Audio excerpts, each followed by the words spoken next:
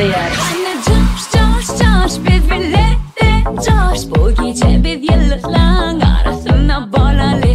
Hani coş bebeğlerde coş, yıldızlar bile asmana uçalı.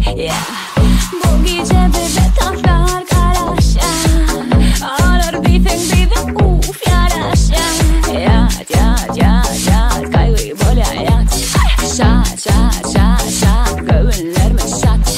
Minimum kaygı bize hemmedat okey. Gece fikrimiz var, oğlum yıldız bolmalı.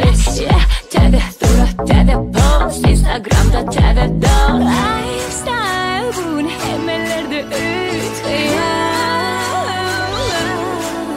Sevemdiysen yine her gün bir sandalye yaşıyor.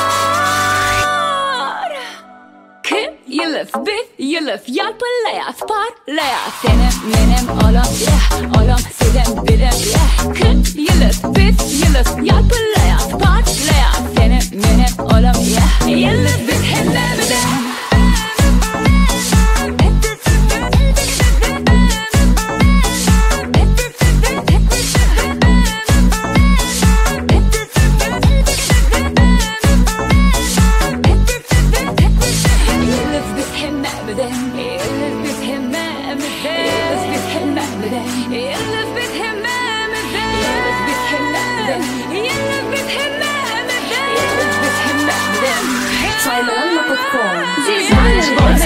Artist aydın çıktança suratçı Tamam diyor hünerlerimden Yıldız bir hemlemden Designer bol make-up artist aydın çıktança